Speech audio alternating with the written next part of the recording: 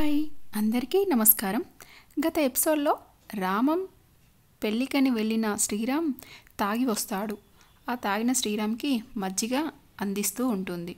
ఇక ఈరోజు ఎపిసోడ్లో శ్రీరామ్ మూసుకుపోతున్న కళ్ళని బలవంతంగా తెరిచి చూశాడు.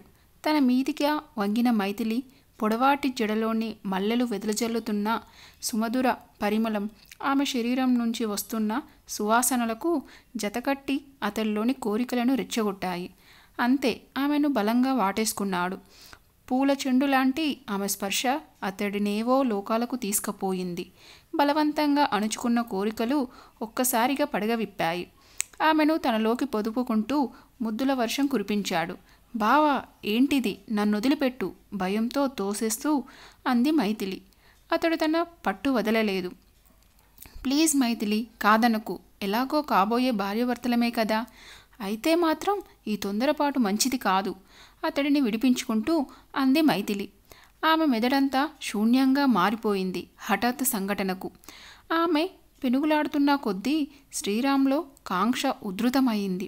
శ్వాస నిశ్వాసలు ఆమె చెంపల మీద మెడ మీద వెచ్చగా తాకుతుంటే మైథిలిలోని వివశత్వం మొదలయ్యింది. పెనుగులాడే శక్తి తగ్గిపోసాగింది. ఆమెలో ప్రతిఘటన అనగానే శ్రీరామ్ చిలిరోగిపోయాడు. ఆమెను కాంక్షగా తనలోకి పొదుపుకున్నాడు. విపరీతమైన తలనొప్పితో పొద్దుటనే మెలకువ వచ్చేసింది శ్రీరామ్కి. తన చుట్టూ చేతులు వేసి ఆదమర్చి నిద్రపోతున్న మైథిలిని చెదిరిన తమ దుస్తులను చూసేసరికి రాత్రి జరిగిందంతా గుర్తుకొచ్చి టక్కున లేచాడు. మైథిలికి మెలకువ వచ్చింది. జరిగిందంతా మళ్ళీ కళ్ళ ముందు కదలడాటంతో శరీరం వణికిపోయింది. తప్పు చేశానన్న భావంతో ఆమె కళ్ళ నుంచి నీళ్లు జలజలా కారిపోయాయి. భయాందోళనలతో శ్రీరామ్ వంక చూసింది. సారీ మైథిలి, గొణిగాడు శ్రీరామ్. బట్టలు సవరించుకొని పరుగున పెరట్లోకి వెళ్ళిపోయిందామె. అరగంట పాటు తలపట్టుకొని కూర్చుండిపోయింది. ఎలా జరిగింది ఇది? తమిద్దరి నిగ్రహం ఏమైపోయింది అన్న ప్రశ్నలే దొలిచేయసాగాయి. ఇంతలో సాంబశివరావు లోపలికి వస్తూ, అమ్మా మైథిలి, తాతకి ఆపద తప్పింది. రాత్రంతా నిద్రలేదు హాస్పిటల్లో. కాస్త స్ట్రాంగ్గా టీ చేసి తీసుకురా అమ్మా అన్నాడు వంటింట్లోకి వినిపించేలా గట్టిగా. దాంతో యాంత్రికంగా పనుల్లో లీనమయ్యింది మైథిలి. శ్రీరామ్కి బయటికి రావడానికే మనసు అంగీకరించలేదు. పక్క గదిలోకి తొంగి చూసి, ఏంటయ్యా, ఇంకా నిద్ర లేవలేదు, 8ంటికేగా పెళ్ళి, లేచి స్నానం చేసి తయారవ్వు, ఇద్దరం కలిసి వెళ్దాం అన్నాడు సాంబశివరావు. ఇంతలో టీ తీసుకొచ్చి ఇచ్చింది మైథిలి. ఏంటమ్మా, ముఖమంతా అలా పాలిపోయింది, నా కోసం ఎదురుచూస్తూ రాత్రంతా నిద్రపోలేదా ఏంటి? కాస్త ఆదుర్దాగా అడిగాడు కూతుర్ని చూస్తూ. అబ్బే, అదేం లేదు నాన్న, కాస్త తలనొప్పిగా ఉంది అంతే తడబడుతూ అంది మైథిలి తల వంచుకుంటూ. అయ్యో, తలనొప్పా? టాబ్లెట్ వేసుకోలేదా? జ్వరం కూడా ఉందో అంటూ డాక్టర్ దగ్గరికి వెళ్దామా కంగారుగా అడిగాడాయన. తల్లి లేని పిల్లని ఎంతో అపురూపంగా చూసుకుంటాడాయన. కంగారు పడకు నాన్న, టాబ్లెట్ వేసుకున్నాలే అంది మైథిలి. సాంబశివరావు టీ చప్పరిస్తూ, ఇదేంటమ్మా, టీలో చక్కెరే వేయలేదు అన్నాడు. అయ్యో అలాగా, ఇలాగియ్యి కలిపి తెస్తా అంటూ కప్పును తీసుకుంది. అవును, నువ్వు టీ తాగావుగా, చక్కెర లేదని చెప్పలేదేంటి శ్రీరామ్ అన్నాడు సాంబశివరావు. ఉలిక్కిపడ్డాడు శ్రీరామ్. ఏం జవాబివ్వాలో తోచలేదు. లేచి స్నానం చేయడానికి పెరట్లోకి వెళ్ళిపోయాడు. తయారయ్యాక మైథిలితో మాట్లాడాలని వెళ్ళాడు. ఎదురింటామె ఆమెతో మాట్లాడుతుండటం చూసి హాల్లోకి వచ్చేశాడు. ఇంతలో అతని ఫ్రెండ్స్ వచ్చేసరికి, నేను వెళ్తాను మావయ్య, మీరు తర్వాత రండి అన్నాడు శ్రీరామ్. ఈలోగా బయటకు వచ్చింది మైథిలి. శ్రీరామ్ మైథిలి వంక చూశాడు. ఆమె చప్పున కళ్ళు దించేసుకుంది. దాంతో ఆమెలో ఏ భావాలు చెలరేగుతున్నాయో చూడలేకపోయాడు.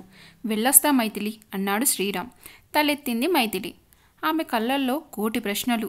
సాయంత్రానికల్లా వచ్చేస్తాను అన్నాడు తడబాటుగా. సరేనన్నట్లు తలూపింది మైథిలి. అతను మెల్లగా కదిలాడు. తనలోని శక్తులన్నింటినీ వెంట తీసుకుపోతున్నట్లుగా నిస్థానంగా ఫీల్ అయ్యింది మైథిలి. ఆలోచనల అలిజడికి ఒళ్ళి తూలినట్లయింది ఆమెకి.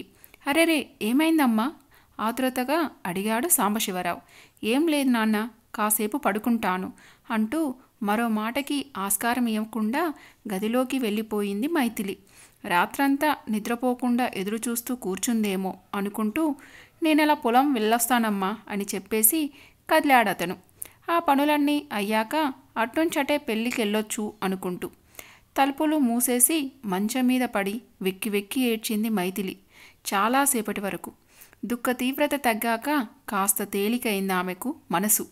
పెళ్లిలో మిగిలిన స్నేహితులలా ఎంజాయ్ చేయలేకపోయాడు శ్రీరామ్. తాగిన మైకంలో తనింత పెద్ద తప్పు చేశాడో అర్థమవుతున్న కొద్దీ మతిపోసాగింది అతనికి. చిన్నతనం నుంచి సుమతో పాటుగా మైథిలి తమింట్లోని పిల్లలా పెరిగినందుకు అభిమానమే తప్ప అనురాగం లాంటిది ఎప్పుడూ కలగలేదు తనకి. పెద్దవాళ్ళు కాబోయే భార్యాభర్తలు అన్నప్పటికీ ఆమె పట్ల అలాంటి భావం కలగలేదెందుకో. అప్పుడప్పుడు పొరపాటున ఆమె తగిలినా ఒళ్ళు జిల్లుమనే అంత స్పందనెప్పుడూ కలగలేదు. సాంబశివరావు మావయ్య పట్ల ఉన్న కృతజ్ఞత వలన ఆ మాటల్ని ఖండించలేకపోయాడు. తాను నిలదొక్కున్నాక వారికి ఇవ్వవలసిందేదో ఇచ్చేసి వాళ్లకు నచ్చజెప్పి మైథిలికి సుమతో పాటు మంచి సంబంధం చూసి పెళ్లి చేసి ఇంకా బాగా నిలదొక్కున్నాక తాను పెళ్లి చేసుకోవాలనుకున్నాడు. కానీ రాత్రి ఏ దయ్యం ఆవహించిందో కానీ అవన్నీ మర్చిపోయి మైథిలిని వాటేసుకున్నాడు. పాపం ఆమెతో వారించింది కూడా. ఆమె ఇప్పుడు ఎలా ఫీల్ అవుతుందో కానీ తనకి ఊపిరాడనట్లుగా ఉంది. ఏం చేయడం అని తీవ్ర ఆలోచనలో పడ్డాడు. ఏంట్రా డల్గా ఉన్నావు, హ్యాంగ్ ఓవరా అడిగాడొక ఫ్రెండు. సర్రున కోపం ముంచుకొచ్చింది శ్రీరామ్కి. లాగి చెంప మీద ఒకటివ్వాలన్న కోరికను బలవంతాన ఆపుకున్నాడు. వాళ్ళు తాగించారు, తన వివేకమేమైంది? అసలు వాళ్ళు పార్టీ అంటూ కూర్చోగానే తను లేచి వస్తే ఇదంతా జరిగేదా? కనుతలు నొక్కుకుంటూ అనుకున్నాడు శ్రీరామ్. ఒంట్లో బాలేనట్లుంది, ముఖమంతా పీక్కపోయింది. సారీరా, వెళ్ళి రెస్ట్ తీసుకో భుజం తడుతూ అన్నాడు ఇంకో ఫ్రెండ్. బదులేం పలకలేదు శ్రీరామ్.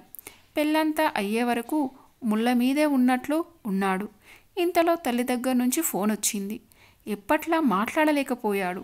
తాము మర్నాడు వస్తామని, అంతవరకు ఉండమని అన్నారు.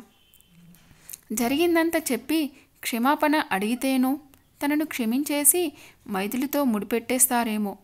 అయితే తన లక్ష్యం మాటేంటి అనుకున్న గమ్యాన్ని చేరుకోలేనేమో అనుకుంటూ తల పట్టుకున్నాడు శ్రీరామ్. ఇంతలో మళ్ళీ సెల్ రింగ్ అయింది. అనాసక్తంగా తీసి చూశాడు. హేమ అని ఉండటంతో అలర్ట్ అయి హలో అంటుండగానే శ్రీరామ్ ప్లీజ్ వెంటనే రండి అంటూ ఫోన్ కట్ చేసింది హేమ. ఏమై ఉంటుంది అనుకుండగానే ఈసారి రాఘవరావు నుంచి ఫోను. ఎండి గారికి మళ్ళీ స్ట్రోకు, నిన్నే అడుగుతున్నారు, ఉన్న పలంగా వచ్చేయి అన్నారు. ఇక దాంతో పెళ్లి పందిరి నుంచి హైదరాబాద్కి బయలుదేరాడతను. శ్రీరామ్ వెళ్ళేసరికి హాలు నిండా జనం ఉన్నారు. వాళ్ళంతా అతి సన్నిహితులు మాత్రమే. శ్రీరామ్ సరాసరి యశ్వంతరావు బెడ్రూమ్కి వెళ్ళాడు. అతని కోసమే ఎదురు చూస్తున్న యశ్వంతరావు కళ్ళు మెరిశాయి. దగ్గరగా రమ్మని సైగ చేశాడు. అయోమయంగా అతని దగ్గరికి వెళ్ళాడు శ్రీరామ్. శోకదేవతలా ఉన్న హేమ చేతిని శ్రీరామ్ చేతుల్లో పెట్టి ఇక హేమ నీదే, జాగ్రత్తగా జీవితాంతము చూసుకోవాలి అన్నాడు ఆయాసపడుతూనే. శ్రీరామ్ వంక హేమ వంక చూశాడు.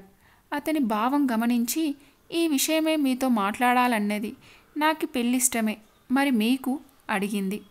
ఆమె కళ్ళలో తన పట్ల ఇష్టం కనిపిస్తున్నా నక్క ఎక్కడా నాగలోకం ఎక్కడా అనుకొని మౌనంగా ఉంటూ వచ్చాడు. ఆమె వ్యక్తిత్వం పట్ల ఆకర్షితుడైనప్పటికీ అలాంటి మానవతామూర్తికి, ఐశ్వర్యవంతురాలికి భర్తనయ్యే అవకాశం అంటే తన కలలన్నీ నిజమయ్యే క్షణం ఆసన్నమైనట్లే. బంగారు భవిష్యత్తు సప్తవర్ణాల్లో కళ్ళ ముందు నిలిచేసరికి బలంగా ఒక నిశ్చయానికి వచ్చేశాడు, ఆమెను పెళ్లి చేసుకోవాలని. చిత్రంగా ఆ క్షణంలో మైథిలి ఏమాత్రం గుర్తురాలేదు. నా గురించేమీ తెలియకుండానే ఈ నిర్ణయానికి రావడం అన్నాడు. అన్నం ఉడికిందో లేదో ఒక్క మెతుకు పట్టుకొని చూసినా తెలుస్తుందిలేండి. మీకీ పెళ్ళి మనస్ఫూర్తిగా ఇష్టమా కాదా చెప్పండి అంది హేమ సూటిగా అతని వంక చూస్తూ.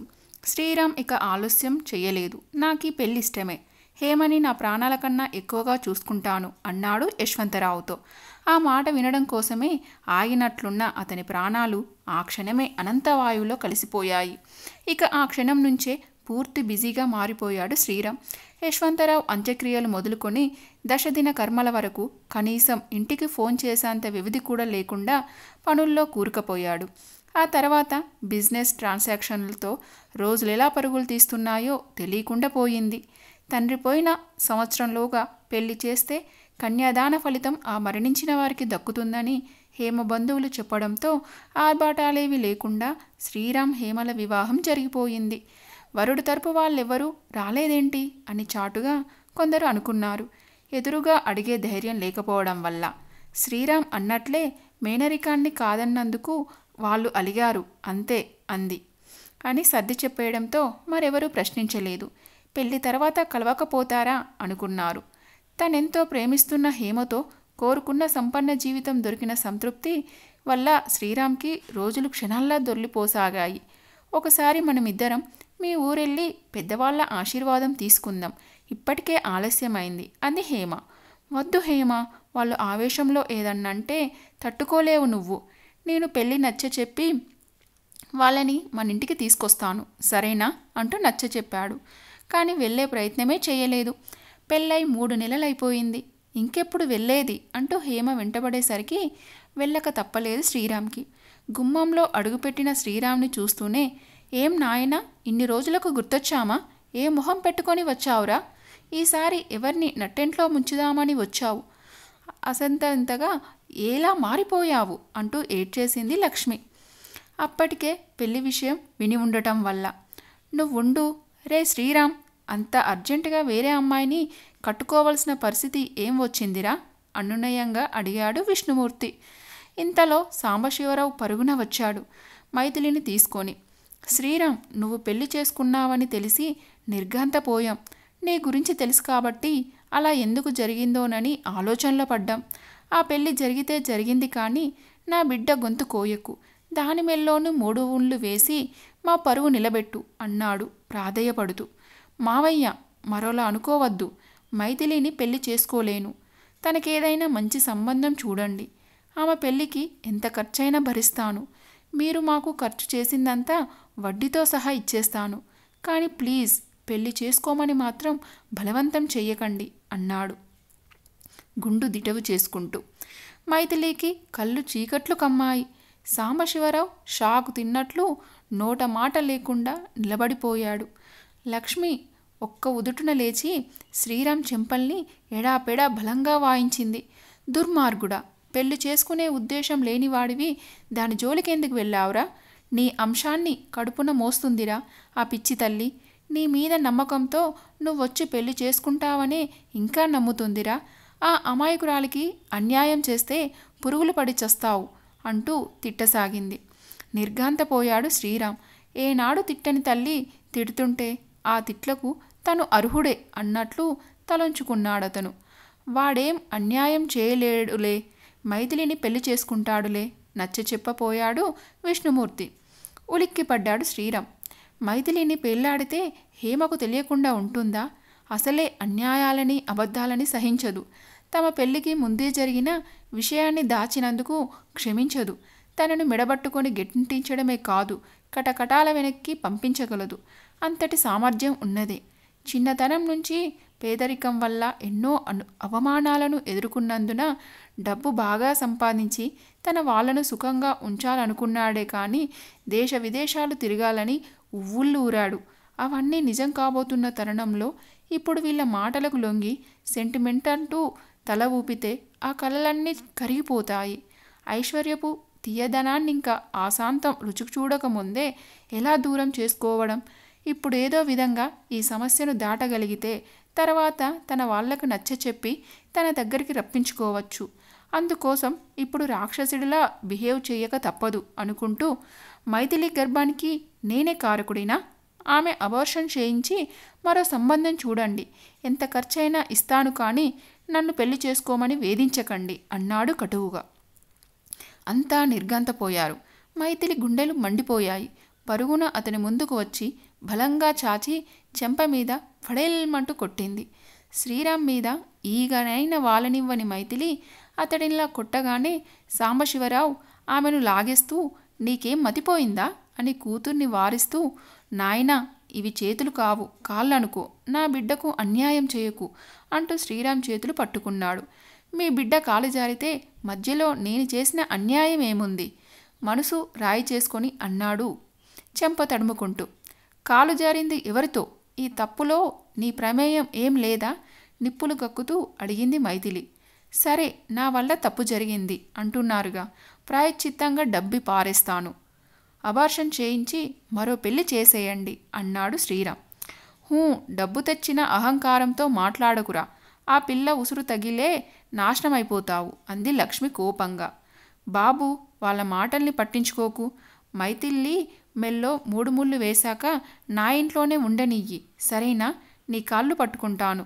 పెళ్లి కాకుండా తల్లయ్యిందన్న అపవాద రానీకు అంటూ శ్రీరామ్ కాళ్ళు పట్టుకోబోయాడు సాంబశివరావు.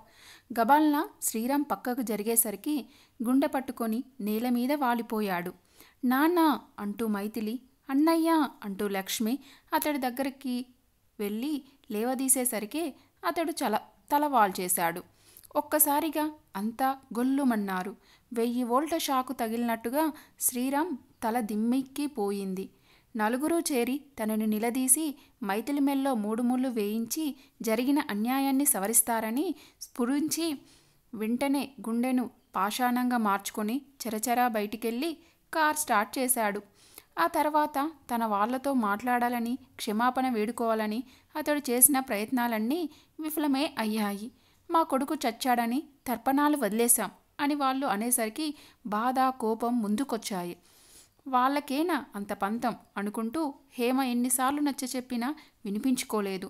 ఆ తర్వాత నెల్లోనే ఊళ్ళో జరిగిన అగ్ని ప్రమాదంలో తమ ఇల్లు, మైథిలి వాళ్ళ ఇల్లు, మరో 10 ఇళ్ళు, 20 పూడి గుడిసెలు దగ్ధమయ్యాయని తెలిసి పరుగున వెళ్ళాడు. బూడిద తప్ప మరేం మిగల్లేదు. దాంతో చాలా డీలా పడిపోయాడు శ్రీరామ్. తన పర్సులో ఉన్న ఫ్యామిలీ ఫోటో తప్ప తన కన్నవాళ్ల గుర్తులేమీ మిగల్లేదని అతడు రోదిస్తూ ఉంటే హక్కున చేర్చుకొని ఓదార్చింది హేమ. అలా తన అత్తగారి తరపు వారెవ్వరినీ చూడలేకపోయిందామె. హేమ ఓదార్పుతో, లాలనతో చాలా వరకు తేరుకున్నా తన వాళ్ళ క్షమాపణ దొరకలేదన్న సంగతి గుర్తుకొచ్చినప్పుడల్లా హృదయంలో బల్లెం దిగినంత బాధ కలిగేది అతనికి. ముదిమిలో వారికతనికి చేయూత కాలేకపోయానన్న చింత వల్ల వృద్ధాశ్రమాలకి, అనాథాశ్రమాలకి విరాళాలు ఇస్తూ సంత్వాన పొందేవాడు. అలాగే బాగా చదివే పిల్లలకి స్కాలర్షిప్లను ఏర్పాటు చేసేవాడు. 3 ఏళ్ల వరకు సంతానం కలగపోయేసరికి ఏ మూలో ఉన్న పాపభీతి వల్లే శ్రీరామ్కి బాధ మొదలయ్యింది.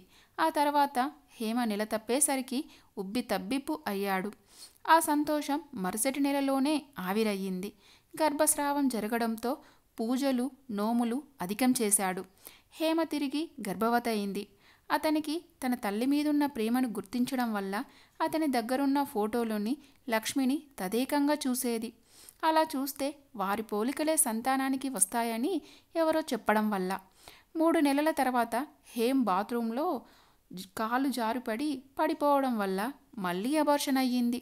ఏ జన్మలో ఏ పాపం చేశాను అంటూ హేమ వెక్కి వెక్కి ఏడుస్తుంటే తన చెంప మీద ఎవరో చెల్లుమని కొట్టినట్లే ఫీల్ అయ్యాడు శ్రీరామ్. మైథిలి ఉసిరే తమని వెంటాడుతుందేమోనన్న ఆలోచన రాగానే నిలువునా వణికిపోయాడు. తన తప్పును క్షమించమంటూ మైథిలిని, తన వాళ్ళని మనసులోనే అపరాహం ప్రార్థించాడు శ్రీరామ్. మొత్తానికి వీరి పూజలు ఫలించో, వారి ఆత్మలు క్షమించో కానీ హేమ ఆ తర్వాత ధరించిన గర్భం నిలబడింది. హేమకి నెలలు నిండి పంటంటి బిడ్డ పుట్టే వరకు క్షణక్షణము ఆతృతగానే గడిపారు. తమ జీవితాల్లోకి నిజమైన వెలుగు తీసుకువచ్చిందనుకుంటూ పుట్టిన పాపకి దీప్తి అని పేరు పెట్టుకున్నారు. హేమ నమ్మకం వల్లనో, జీన్స్ ప్రభావం వల్లనో కానీ దీప్తికి చాలా వరకు నానమ్మ లక్ష్మి పోలికలే వచ్చాయి. అందుకు శ్రీరామ్ ముడిసిపోయేవాడు. కన్న తల్లిని ఎలాగో సుఖపెట్టలేదు, పైగా కన్నీళ్లే మిగిల్చాడు. కాబట్టి దీప్తి కంట నీరు రాకుండా చూసుకుంటాను అని డిసైడ్ అయిపోయాడు. దీప్తి ఆడింది ఆటగా, పాడింది పాటగా పెంచాడు. ఇదండి ఈరోజు ఎపిసోడ్. ఈ ఎపిసోడ్ మీకు నచ్చిందని ఆశిస్తున్నాను. మీకు నచ్చినట్లయితే లైక్ చేయండి అండ్ సబ్స్క్రైబ్ చేసుకోండి. మరొక ఎపిసోడ్తో మళ్ళీ కలుసుకుందాం. అంతవరకు బాయ్.